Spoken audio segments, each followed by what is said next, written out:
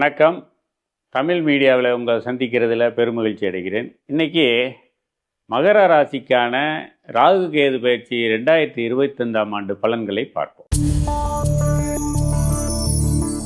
ராகு பகவான் மீன ராசியிலிருந்து கும்ப ராசிக்கும், கேது பகவான் கன்னி ராசியிலிருந்து சிம்ம ராசிக்கு பயிற்சி ஆகிறார்.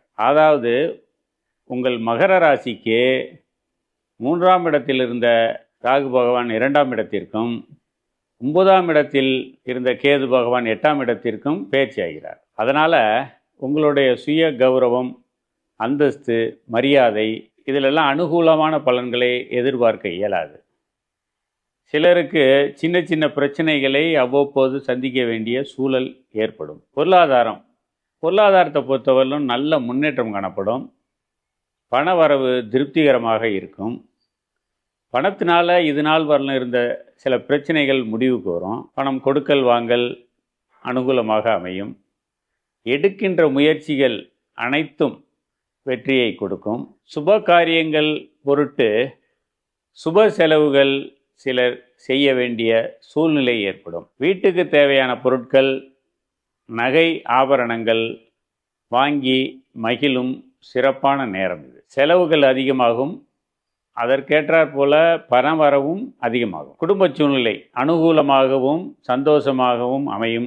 குடும்பத்தில் உள்ளவர்கள், குடும்ப உறுப்பினர்களுடன் அந்யோன்யம் கூடும். கணவன் மனைவி உறவு சுமூகமாகவும் சந்தோஷமாகவும் அமையும்.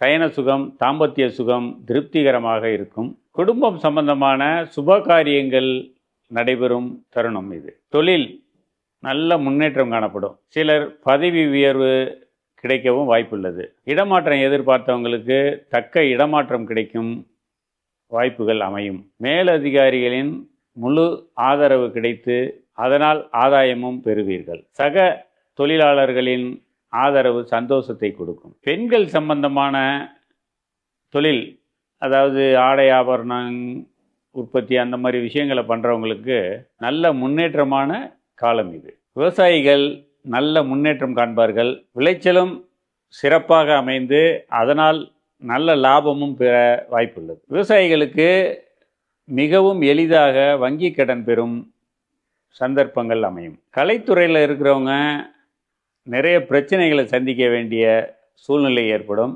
சிலருக்கு வெறுப்புணர்ச்சி உண்டாகவும் வாய்ப்புகள் உள்ளது. உத்தியோகத்தில் இருக்கிறவங்களுக்கு நல்ல முன்னேற்றமும் அனுகூலமும் ஏற்படும். வாழ்க்கையில் பலவிதமான எதிர்பாராத முன்னேற்றங்கள்லாம் இந்த காலத்தில் அமைய வாய்ப்புள்ளது. வீடு மனை வாங்கிறதா இருந்தாலும் சரி, விற்கிறதா இருந்தாலும் சரி, யோகமான காலம், லாபகரமாகவும் அமையும். சிலருக்கு வீடு பராமரிப்பு செலவுகள் கொஞ்சம் அதிகமாக செய்ய வேண்டிய சூழ்நிலை ஏற்படும். சிலர் வீடு வாங்கிறதுக்காக கடன் வாங்க நேரிடும். சிலர் வீடு வாங்குறது சம்பந்தமாக நகைகளை அடமானம், அடகு வைக்கும் சூழ்நிலையும் உருவாகும். வாகனத்தை பொறுத்தவரையிலும் பராமரிப்பு செலவுலாம் கட்டுக்குள்ளே இருக்கும்.